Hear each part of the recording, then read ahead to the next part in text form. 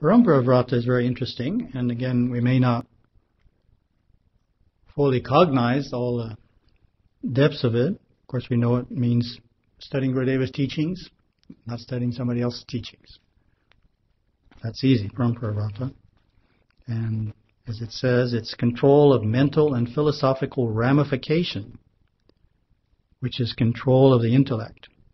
Giving loyalties to a lineage precludes all extraneous training and requires closing off intellectual inroads to all other lineages, not reading their books, not taking their courses.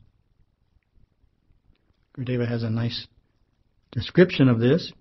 This commitment is a total focus demanded of the Shishya by the Shishya himself, so that learning of one unique path may mature past intellectual states into completely experiential knowing. So in thinking about this, I remembered a conversation I had with a Hindu doctor a few months ago, and a young doctor from Canada, very interested in spiritual life, and was a bit disappointed the way his profession was working out. It wasn't all he envisioned it to be when he started medical school in his younger days. It wasn't as fulfilling as he thought it would be. And one of the reasons was patients didn't follow his advice.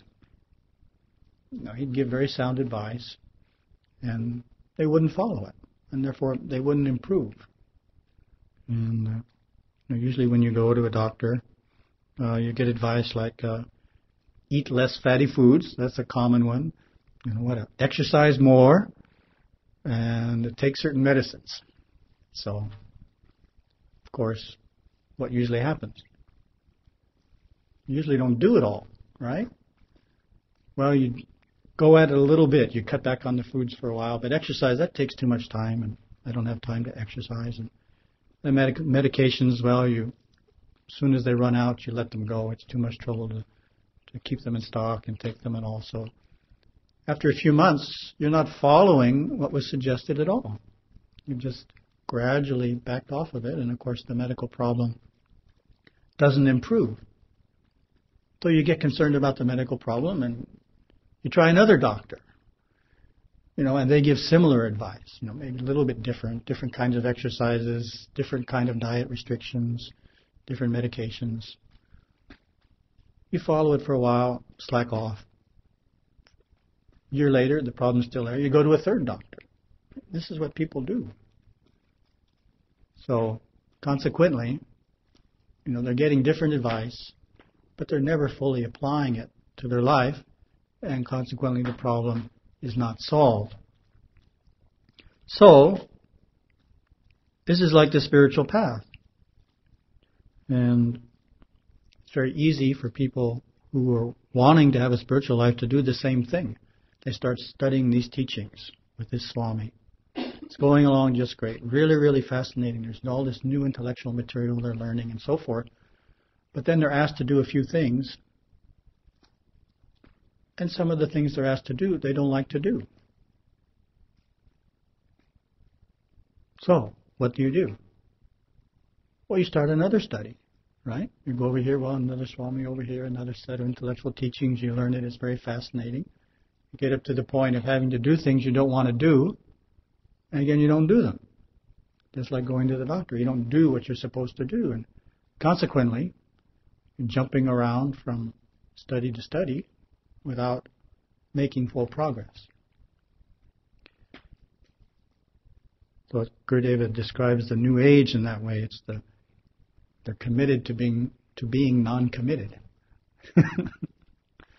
And I've heard him. I'm sure we've all heard him speak to many New Age people in that way. That stop shopping around and choose a path and follow it. You can't really make progress if you just dabble here for a while, for a few years, and then jump over here, dabble here for a few years, and then go over here. You're not really going to make any spiritual progress. You're just entertaining the intellect. You're refusing to refrain the intellect from ramifying. So that's the essence of the Parampara Vrata, which harnesses the intellect. Of course, as the intellect is harnessed in his spiritual studies, it tends to ramify less in other areas as well. Just automatically carries over. We don't jump around in other areas unnecessarily ramifying, but naturally focus more on what we should. So in thinking this through, remembered the analogy with the doctor here reminded me of Markandeya Swami's description of Yogaswami. Maybe some of you had the privilege of hearing him. He would use the phrase, in describing Yogaswami, of course, Markandeya Swami, every word was talking about Yogaswami. You know, that was his discipline. He would never talk about himself or anything else, as a matter of fact, the weather or whatever. You know, Yogaswami said, Yogaswami did this. You know, it was this total message. So he would put it in this phrase. He would say, Yogaswami would give a different prescription to everyone who came to him. Just like medical advice, we're talking about different prescription. So specifically what Markandeya Swami said is, he gave to each who came a different prescription. He could tell the difference between an MA and a kindergarten student. He gave to each according to the advancement. Then he lists some of the prescriptions. Realize the self by yourself. See God everywhere. See everyone as God. Be like water on a lotus leaf. Do meditation. Do service to others.